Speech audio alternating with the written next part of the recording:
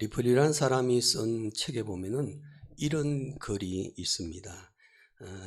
약 5달러에 해당되는 쇠등이 하나 있습니다. 비록 값어치는 5달러밖에 되지는 않지만은 이것을 가지고서 무엇을 만드느냐에 따라서 그 값어치의 질이 달라지게 된다는 거죠. 이 5달러짜리 쇠등이를 가지고서 만약에 발굽을 만들게 되면은 50달러의 가치를 창조된다고 그럽니다. 그리고 바늘을 만들게 되면은 이것을 가지고 약 한 5,000달러의 값어치를 만드는 물건이 된다고 합니다. 그러나 이것을 가지고서 고급 시계를 만들게 되면은 5만 달러의 가치를 만들 수 있다. 그렇게 설명을 하고 있습니다. 사실 같은 재료를 어떻게 사용하느냐에 따라서 그 값어치가 달라진다는 거죠. 우리 인생도 마찬가지라고 생각이 되지 않습니까? 하나님께서 우리 모두에게 똑같은 생명을 허락해 주셨습니다. 똑같이 24시간이라는 하루를 허락해 주셨습니다. 재능과 은사도 주셨습니다. 그러나 이런 인생의 재료로 5달러짜리 인생을 사는 사람이 있는가 하면 5만 달러의 인생을 사는 사람들도 있더라는 것입니다. 그렇다면 여러분은 얼마짜리 인생을 살고 있다고 생각을 하십니까? 혹시 5달러짜리 인생입니까? 5만 달러짜리 인생이십니까? 5달러짜리 인생을 가지고 살지라도 5만 달러의 인생의 가치를 바꿀 수 있는 사람이 있다면 그 사람의 인생은 성공한 사람이요, 행복한 인생을 사는 사람이라 그렇게 말할 수가 있습니다. 영국의 유명한 수상했던 디즐레일리라는 사람은 말하기를 청년은 과오를 범하고 장년은 싸우고 노년은 후회한다 그렇게 말을 했습니다. 노년이 되게 되면 지금까지 살아온 인생을 후회를 많이 하게 된다는 거죠. 젊었을 때 그렇게 살지 말았어야 했는데, 그때 좀 더 지혜롭게 살았어야 했는데, 그러나 불행하게도 우리는 인생이 다 흘러가고 난 다음에야 어떻게 살아야 하는가를 배우고 후회하는 경우가 종종 있습니다. 노년이 되어 후회하면은 여러분 무슨 소용이 있겠습니까? 우리는 훗날 인생을 후회하지 않고 지금 활짝 웃으면 인생을 멋지게 살 수 있는 지혜를 배우셔야만 합니다. 인생의 마지막에 가서 알 수 있는 것을 지금 바로 하는 것이 지혜로운 삶이라는 것입니다. 요즘 지난주에 갑자기 신문 기사에 뜨겁게 나왔던 나라가 브루나이 왕국입니다. 브루나이 왕국. 이 브루나이 왕국은요, 보르네오 섬 남단에 있는 아주 작은 왕국인데 이 왕국이 엄청난 부자입니다. 그 나라가 복지가 얼마나 잘 되어 있는지 전 국민들 무상교육입니다. 유치원에서부터 들어가기만 하면은 대학교, 심지어 대학원을 졸업할 때까지 전액 다 학비가 무상이고 모든 필요한 돈 다 대줍니다. 그뿐만이 아닙니다. 더 공부하겠다고 외국에 유학을 가게 되면요, 유학 가서 공부한 모든 학비도 그 나라에서는 다 지원해 줍니다. 또 60세가 되면은요, 모든 국민에게 연금을 지급해 줍니다. 근데 모든 나라들이 연금은 자기가 젊었을 때 열심히 일하고 세금 떼고 저축하고 그래서 연금 받지 않습니까? 근데 이 브루나이 왕국은요, 본인이 내는 거는 하나도 없습니다. 연금 내는 거 없습니다. 그런데 60세가 되기 시작하면 국가에서 연금을 주는데 본인 돈 한 푼도 내지 않고 60세부터 죽을 때까지 평생 동안 연금을 지급해 줍니다. 또 국민들이 부담하는 의료비, 요즘 의료비 우리나라도 많이 올랐잖아요. 근데 이 사람들도 의료비를 받는데 이 의료비는요, 1년에 고작 900원만 내면 됩니다. 900원 내게 되면 1년 동안 모든 치료비, 수술비 다 무료입니다. 또 사람들은 집 때문에 정말 머리 아파하죠. 그런데 이 나라는요, 30만 원만 내면은 4대가, 자그마치 4대가 평생을 함께 살 수 있는 크기가 축구장 크기만한 수산가옥을 한 채씩 준다고 그럽니다. 그리고 자동차도 국가에서 다 줍니다. 한 대도 아니고 두 대도 아니고 넉 대를 준다 그럽니다. 공짜로 준다는 거예요. 야, 그 나라에 살면 얼마나 행복할까? 얼마나 행복할까? 그런데 갑자기 이 나라가 인터넷 뉴스에 해외 뉴스로 막 뜨게 된 것은 설날 때문입니다. 설날 되면 빠지지 않는 게 있죠. 세뱃돈입니다. 그런데 설날 되게 되면요, 왕이 사는 왕궁을 하루 동안 개방을 합니다. 그러면 왕궁에 방문해서 사람들이 방문하면 왕이 나오게 되면은 그 모지 들어와서 왕궁에 들어와 가지고 마당에서 세배하는 사람에게는 무조건 세뱃돈 100만 원씩 준다 그럽니다. 야, 그 나라에 가서 설날 보내면 참 행복했구나라는 생각이 들죠. 뭐 집도 주죠. 자동차도 넉 대 공짜로 주죠. 평생 공부시켜 주죠. 평생 연금을 주죠. 얼마나 행복할까요? 어디서 돈이 이렇게 많을까? 그 나라는 석유 산유국입니다. 석유가 엄청나게 많을 때 이 석유를 파내가지고 그것을 수출해가지고 그 돈 가지고 국민들에게 그렇게 나눠주게 됩니다. 그 나라에 살면은 행복하게 살 것 같고 또 설날도 참 행복하게 보낼 수 있을 것 같은데 그 나라는 철저한 이슬람 국가입니다. 그래서요, 이슬람 종교법에 단 하나라도 접촉되게 되면요, 무조건 감옥에 집어넣습니다. 그리고 법이 엄격합니다. 할 수 없는 것들이 너무나 많고 먹지 못한 것도 너무나 많고 행복할 것 같지만은 결코 행복하지 않습니다. 우리 같으면은 그리스도인들이기 때문에 이슬람국에 가서 그렇게 이슬람 말씀대로 살 필요가 없잖아요. 그래도 꼭 가시고 싶은 분은 가셔도 괜찮습니다. 설날 100만 원의 세뱃돈을 받는다고 해서 정말 행복한 설날이 될 수 있을까요?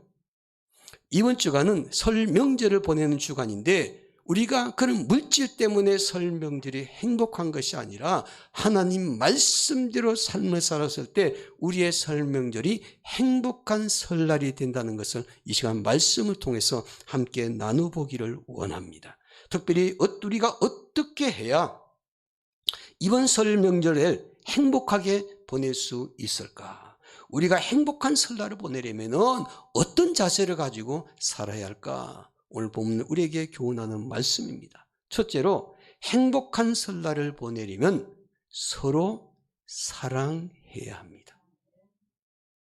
가족들 간에, 이웃 간에 사랑이 있어야 행복한 설날이 될 수가 있다는 것입니다. 본문 8절 말씀 볼까요? 8절 말씀 한 목소리로 함께 읽겠습니다. 무엇보다도 뜨겁게 서로 사랑할지니 사랑은 허다한 죄를 덮느니라. 만물의 마지막에 가까웠으니 무엇보다도 해야 할 것이 있다고 성경은 강조하고 있죠. 그것을 무엇이라고 말합니까? 서로 사랑해야 된다는 것입니다. 서로 사랑하는 것은 미지근하게 사랑하는 것을 말하는 것이 아니라 뜨겁게 사랑해야 된다고 말합니다. 그러므로 우리 서로 뜨겁게 사랑하며 사는 사람이 행복한 설날을 만들어갈 수가 있다는 것이죠. 여러분, 지금까지 살아오는 동안 사랑하는 대상이 많으셨습니까? 아니면 미워하는 대상이 많으셨습니까? 한번 곰곰이 생각해 보시기를 바랍니다. 혹시 최근에 누군가를 미워하며 살아오신 분이 안 계시는지요? 사람들을 미워하며 인생을 살게 되면은요, 행복한 인생을 살 수가 없습니다. 그 미워하던 사람을 사랑하는 사람으로 바꾸어 놓아야만이 인생을 멋지고 행복하게 살 수 있는 것입니다. 그런데 미워하던 사람을 사랑하는 사람으로 바꾸기가 그리 쉽지가 않습니다. 그 사람의 태도가 바뀌면 몰라요. 그 사람의 태도가 바뀌면은 좀 마음을 열고 미워하던 사람을 사랑하는 사람으로 만들어 놓을 수도 있을 거예요. 또 설령 그 사람의 태도가 바뀌지 않아도 지금까지 그렇게 미워하던 사람을 하루아침에 사랑한다는 것은요, 대단히 힘든 일입니다. 그러나 오늘 본문에서 보면 이렇게 말합니다. 무엇보다도 뜨겁게 서로 사랑할지니 사랑은 허다한 죄를 덮느니라. 그렇게 말합니다. 사랑은 무엇을 덮는다고요? 죄를 덮는데 어떤 죄요? 허다한 죄를 덮느니라. 사랑은 그 사람의 어떠한 죄도 어떠한 허물도 덮어줄 수 있다고 말을 합니다. 다시 말하면 진실하게 사랑하게 되면 덮어주지 못할 어떤 죄와 허물도 없다는 것입니다. 그 사람을 사랑하면 그 사람의 모든 죄와 허물을 덮을 수 있다는 것이죠. 바로 사랑은 그처럼 위대한 힘을 가지고 있더라는 것입니다. 그 위대한 힘을 가진 사랑은 도대체 어떤 사랑일까? 본문에 보니까 뜨겁게 서로 사랑할지니 그렇게 말하죠. 상대방의 모든 죄와 허물과 실수를 다 덮을 수 있는 사랑은 뜨거운 사랑이라는 거예요. 위대한 힘을 가진 뜨거운 사랑. 여기서 뜨거운 사랑은 남녀간의 육체적인 사랑을 말하는 것이 아닙니다. 이성 간의 에로스의 사랑을 말하는 것이 아닙니다. 육체적인 것이나 감정적인 그런 사랑을 말하는 것이 아닙니다. 이 뜨거운 사랑은 헬라 원어의 뜻대로 아가페의 사랑을 말하는 것이죠. 하나님의 사랑, 우리의 죄와 허물을 덮어주시기 위해서 자신의 독생자 예수 그리스도를 우리에게 보내주신 아가페의 사랑을 말씀하는 것이죠.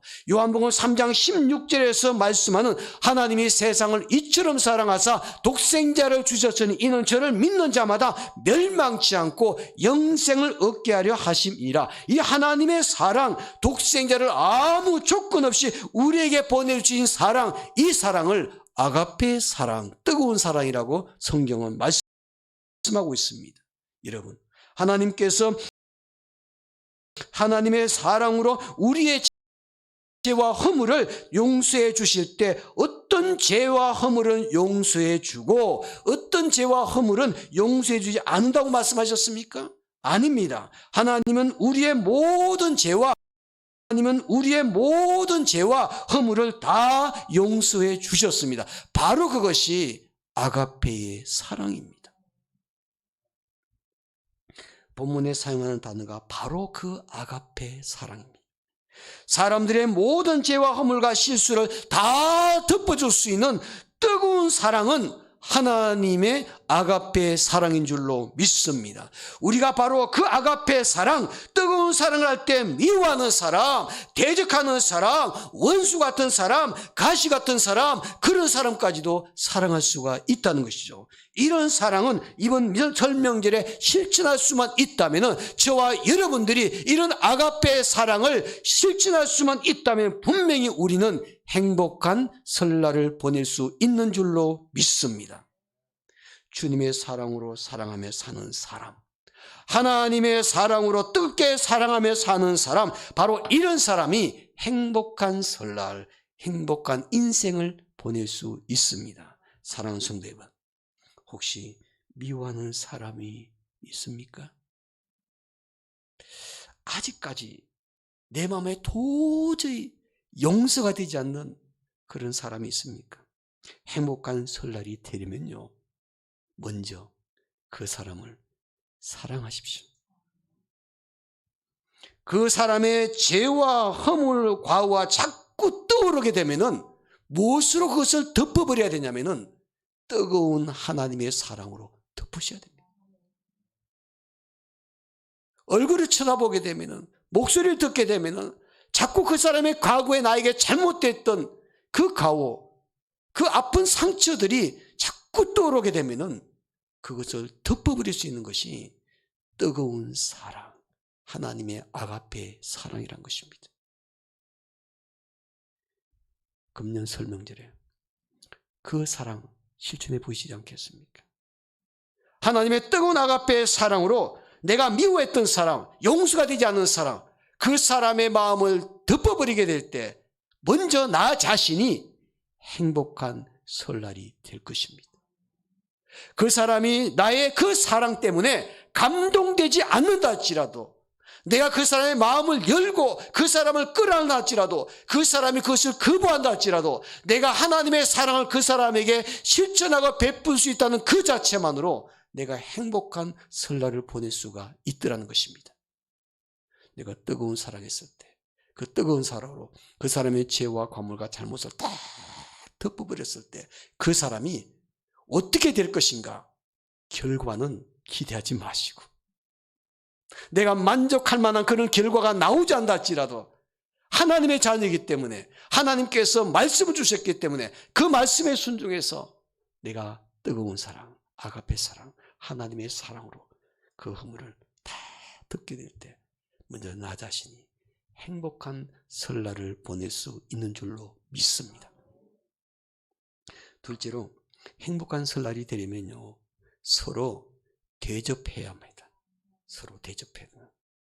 서로 대접하며 사는 사람이 행복한 설날을 보낼 수 있습니다. 오늘 본문 볼까요? 9절 말씀 함께 읽겠습니다. 서로 대접하기를 원망 없이 하고. 아멘. 만물의 마지막에 가까웠으니 서로 대접하며 살아야 한다는 것이죠. 서로 대접을 받으라, 서로 대접을 받으라 그렇게 말하지 않습니다. 서로 대접하라고 했습니다. 사람들은요, 대접하는 것보다 대접받는 거 더 좋아합니다. 주는 것보다 받는 것이 더 좋기 때문입니다. 저는 오늘 떡을 받지만 전화상으로 2가정에서 3가정에서 떡을 하신다는 얘기만 듣고도 참 기분이 좋았습니다. 받을 거 생각하니까. 받는 거는 좋습니다. 그런데요, 우리가 주는 것은 받는 것보다 더 힘듭니다. 여러분, 힘든 것을, 누구도 할 수 없는 것을 실천하게 될 때 내 마음에 기쁨이 있습니다. 대접받는 거 좋아하는 사람 다 좋아합니다. 그래서 우리가 똑같이 대접받는 거 좋아할 것 같으면 그것은 의미가 없습니다. 남들이 할 수 없는 것, 남들이 힘들어하는 것, 잘하지 않는 것, 그것을 내가 힘들게 어렵게 실천하게 되면은 내 마음에 기쁨이 있고 즐거움이 있고 행복이 있는 것입니다. 성경은 말합니다. 서로 대접받으라 그렇게 말하지 않습니다. 서로 대접하라. 저는 감사한 것은 우리 태명교회 서로 대접하기 위해서 어떻게 하면 무엇으로 사람 성도들에게 감동을 줄 수 있을까 막 고민하는 분들이 막 보여요. 어떻게 하면 성도들을 섬길까? 각자에게 주어진 달란트대로 어떻게 하면 교회를 위해 섬기고 성도들을 섬길까? 이런 마음이 많은 공동체는요, 모두가 행복해지게 되는 것이죠. 세상 사람들은 대접받는 것을 더 좋아할지라도 믿는 우리는 대접하는 것을 더 기쁨으로 여길 줄 아는 성도가 되어야만 합니다. 그리할 때 우리의 인생이 보람있고 즐겁고 행복해지는 것이죠. 그런데 사람들을 보면은 대접하기는 하는데 이런 분이 있죠. 아주 불편하게 대접하는 사람이 있습니다. 대접하긴 하는데 불편하게 만드는 사람이 있어요. 누군가에게 대접을 받으면 여러분, 첫째는요, 기분이 좋아야 되지 않습니까?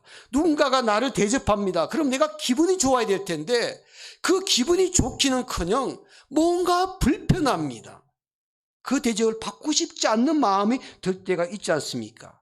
누군가에게 대접을 하는 기분이 좋고 감사해야 되는데 그렇지 않고 마음이 불편해지는 경우가 있는 것이죠. 어떤 경우인가 하면은 대접하는 사람이 불평하면서 억지로 하는 것이 보이게 되면요, 그거 대접받는 사람이 불편해집니다.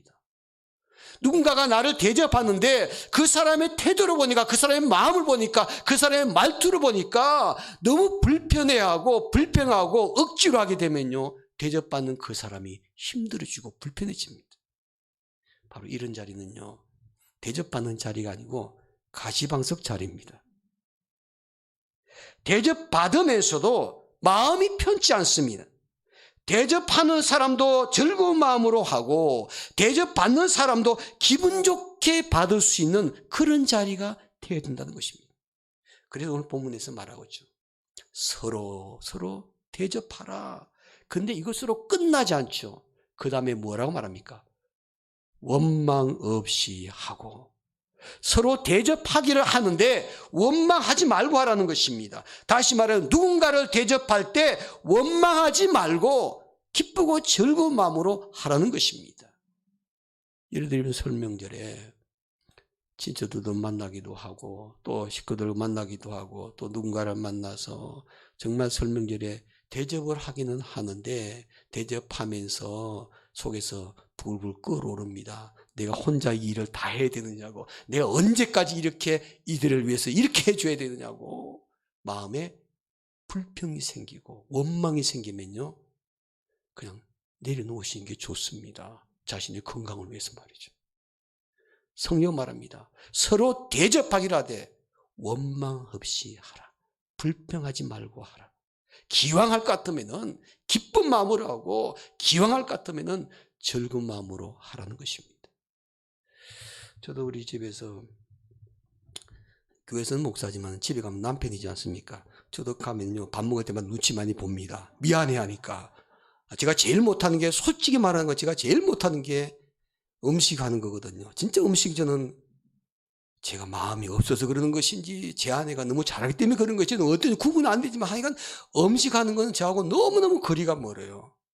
그래서 그냥 제 철칙이 있습니다. 주는 대로 먹자. 주는 대로 먹자. 왜? 제가 잘할 수 없으니까. 제가 잘할 것 같으면은 이러쿵저러쿵 제가 잔소리 할 텐데, 잘하지를 못하니까 그냥 주는 대로 먹자. 근데 저는 그래도 그렇게 먹으면서도요, 마음이 전혀 불편하지를 않습니다. 왜 불편하지 않으면, 제가 당당하기 때문이 아니고, 제 아내가 음식을 해서 주면서요, 식사하면서 늘 즐겁게 합니다. 정말 웃으면서 좋은 말만 합니다. 때로는 아들이 밤늦게 들어와서 또 밥을 요구해도, 왜 아들이 밥을 얻어먹는데 왜 제가 눈치를 봐야 되죠? 저는 좀 집에, 회사에서 먹고 오지. 밤늦게 와갖고 또 다시 아빠가 밥 먹고 난 다음에 또 자기를 위해서 밥상을 차리나, 그거 생각하면 제 마음이 괜히 불편해지는 거야. 그런데요, 그걸 다 차려난 다음에 밥 먹고 난 밥상이, 반찬이 하나도 남기지 않고 깨끗하게 먹는 모습 보고 너무 좋아하고 행복해 하니까 제가 마음이 불편하지 않는 거예요. 근데 하면서요, 막 인상 찌푸리고 불편하게 하면서 준비한 식사거든요. 먹으면서도 불편하고, 좀 신경이 예민한 사람은요, 체합니다. 서로 대접하되 어떻게 하라고요? 원망 없이 하고 불평하지 말고 하고. 이번 설명들에 서로 대접하되 불평하지 않고 원망 없이 기쁘고 즐거운 마음으로 하게 되면은 행복한 설날이 될 줄로 믿습니다. 어떻게 해야 우리는 행복한 설날을 보낼 수가 있을까요? 행복한 설날이 되려면 어떻게 해야 할까요? 첫째로 서로 사랑하는 것입니다. 뜨겁게 사랑하는 것입니다. 둘째는 서로 대접하는 것입니다. 불평하지 말고 원망하지 말고. 세 번째로 우리가 어떻게 행복한 설날을 보낼 수가 있을까요? 서로 봉사해야 합니다. 10절 말씀 마지막으로 함께 읽겠습니다. 각각 은사를 받은 대로 하나님의 여러 가지 은혜를 맡은 선한 청지기같이 서로 봉사하라. 만물의 마지막에 가까웠으니 각각 은사 받은 대로 선한 청지기같이 어떻게 하라고 고민하냐면요, 서로 봉사하라. 선한 청지기같이 서로 봉사하며 사는 사람이 하나님 앞에서도 칭찬받을 뿐만 아니라 인생을 멋지게 살 수가 있는 것입니다.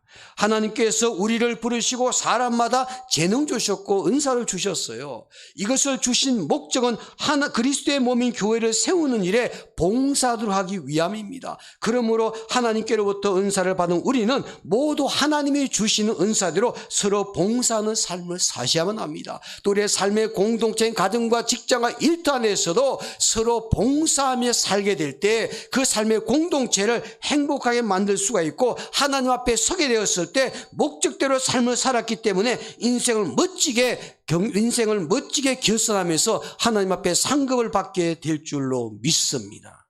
저와 여러분 모두가 함께 하나님 주신 재능, 무엇 때문에 주셨을까? 섬기라는 것입니다. 봉사라는 것입니다. 우리의 가정을 주신 목적이 무엇일까? 그 가정 안에서 봉사하고 서로 섬기라는 것입니다. 우리가 섬김을 교회 안에서도 실천할 뿐만 아니라 우리의 가정 안에서도 실천하게 될 때 교회도 행복한 교회가 될 것이고 우리의 가정도 행복한 가정이 될 줄로 믿습니다. 특별히 금년 설날에는 우리가 서로 봉사할 때, 서로 섬길 때 우리의 행복한 설날 만드는 그런 가정이 될 줄로 믿습니다. 그런데 우리가 서로 사랑하며 사는 것, 서로 대접하며 사는 것, 서로 봉사하며 사는 것, 이런 삶이 우리 인생을 하나님 앞에서 멋지게 보여줄 수 있는 길이요, 또 성도들을 행복하게, 가족들을 행복하게 만들 수 있는 길인데, 그런데 여기서 가장 중요한 것이 한 가지가 있습니다. 서로 사랑하는 것, 서로 대접하는 것, 서로 봉사하는 것, 이것을 하는 목적이 무엇이냐는 겁니다.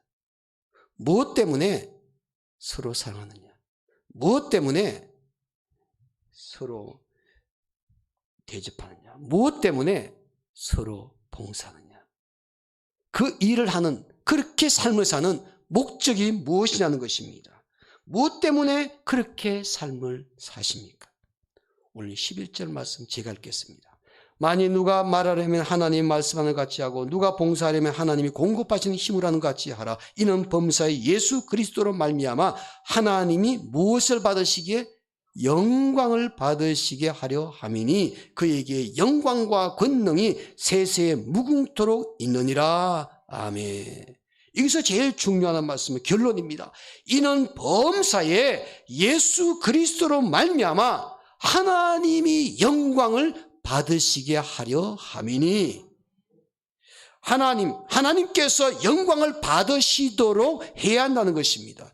우리 그리스도인들은 무슨 일을 하든지 간에 항상 인생의 목적이 무엇인지를 분명히 알고 하면, 인생의 목적이 무엇인지 모르고 사는 사람과 인생의 목적이 무엇인지를 알고 사는 사람의 삶의 질과 의미는 엄청나게 다른 것입니다. 인생의 목적을 알고 사는 사람들은 무슨 일을 하든지 간에 보람이 있습니다. 행복합니다. 때로는 힘든 일이 있을지라도 삶의 목적이 분명하기 때문에 기쁘고 즐겁게 일할 수가 있는 것입니다. 그렇다면 우리 그리스도인들의 인생의 목적은 무엇일까? 무엇을 위해서 일해야 하고 무엇을 위해서 살아야 하는 것일까? 성경은 말씀합니다. 고린도서 10장 31절에서 그런즉 너희가 먹든지 마시든지 무엇을 하든지 다 하나님의 영광을 위해서 하라. 우리 인생의 목적은 이것입니다. 먹든지 마시든지 무슨 일을 하든지 간에 다 하나님의 영광을 위해서 하는 것. 하나님의 자녀 우리는 무엇을 하든지 다 하나님께 영광 돌리기 위해서 하는 것입니다. 하나님의 영광을 위해서 뜨겁게 사랑하고, 하나님의 영광을 위해서 서로 대접하고, 하나님의 영광을 위해서 서로 봉사하는 것. 그럴 때 우리의 인생의 목적대로 사는 것이고 하나님을 기쁘시게 하는 이유고, 하나님 앞에 서게 될 때 칭찬받고 상급받는 성도가 될 줄로 믿습니다. 마지막 이어가로 들고 말씀을 마무리 짓습니다. 우리나라에 그 옥수수 박사라는 분이 계셨죠. 김순권 박사님입니다. 김순권 박사님. 이분요, 노벨 평화상 후보자로 끊임없이 올라왔습니다. 그래서 우리나라보다는 해외에서, 외국에서, 특히 유엔에서 더 유명하신 분입니다. 이번 전 세계에 기아 퇴치를 옥수수를 연구하고 그 나라를 기아에서 해방시켜주는 그런 일을 많이 하셨던 분이에요. 이분이 한국농업기술의 중심지였던 농촌진흥청, 그 농촌진흥청은요, 그 당시에 이분이 들어갈 그 당시에는요, 서울대학 출신 아니면은 절대 들어갈 수 없는 곳이었습니다. 그런 대단한 곳이었는데 이분이 지원을 했습니다. 서울대학 나오지 않는데도 지원했어요. 그리고 면접에서 이렇게 말해요. 내 연구실에는 밤에도 불이 꺼지지 않게 하겠습니다. 자기 의지를 보였습니다. 그 면접관들이요, 그 사람의 말을 듣고 감동돼가지고 서울대 출신 아닌 사람 유일하게 처음으로 김순권 박사를 뽑아주었습니다. 이분이 아프리카 지역에도 옥수수 개량을 해가지고서 그들에게 보여요. 그리고 그들을 기아에서 벗어날 수 있게끔 도와주었고 많은 일들을 했어요. 근데 이분은요, 사실 인생 살아온 거 보면은 어렸을 때부터 그리고 청년 때까지 그리고 그 농촌지역에 들어가기 전까지도 참 어려운 인생을 살아왔어요. 무엇보다도 그는 자신이요 고백합니다. 나는 젊었을 때 실패한 사람으로 살았다. 실패한 사람. 공부가 얼마나 하기 싫었으면 공부를 아예 안 했습니다. 이분이 학교를 들어가 그 당시에 고등학교도 시험 보고 들어갔는데 고등학교 시험을 볼 때마다 다 떨어졌습니다. 고등학교를 들어갈 수가 없었어요. 그러니까 이분이 나는 공부 못하는 학생, 나는 실패한 인생, 그렇게 방황하는 청소년 시절을 보내다가 우연히 교회를 다니기 시작했습니다. 교회 가서 하나님 말씀을 듣고 배우다 보니까 인생의 목적이 생겼습니다. 내가 왜 살아야 하는지 인생 목적을 알게 되어서 그러면서 공부하는 목적도 분명히 그렇구나. 그래서 열심히 그때부터 고학을 했습니다. 열심히 공부해가지고 고등학교를 겨우 졸업하고 그리고 고등학교 때 정말 인생의 목적 그리고 공부할 목적이 무엇인지를 분명히 알고 있었기 때문에 정말 치열하게 공부했습니다. 그래서 그 당시에 그 지역의 가장 명문대학교였던 경북대학교를 들어갔습니다. 그리고 졸업하고 난 다음에 하와이에 가서 하와이에서 유학생활하고 그리고 박사학위를 따서 돌아와서 일하는 그분이 교회 가서 하나님 말씀 듣고 말씀 배우면서 인생의 목적이 생긴 그 말씀이 이사야서 43장 7절 말씀이었다고 합니다. 내가 내 영광을 위해서 창조한 자를 오게 하라. 즉 내가 이렇게 창조되어서 이 땅의 삶을 사는 것은 하나님께 영광 돌리기 위한 존재구나. 그 인생의 목적이 하나님께 영광 돌려야 된다는 것을 알고 그때부터 본격적으로 치열하게 삶을 살아왔습니다. 살아서 우리가 무슨 일을 하든지 간에 우리 인생의 목적이 하나님께 영광 돌리는 그 목적으로 분명하게 세워지게 되면요, 우리는 무슨 일을 겪더라도 견뎌낼 수 있습니다. 그리고 하나님 기뻐하시는 그런 인생 살고자 헌신할 수가 있는 것입니다. 이번 설날도 우리가 하나님 영광 위해서 그 목적 따라 삶을 사는 행복한 설날이 꼭 되시기를 주님의 이름으로 축원합니다. 기도합니다.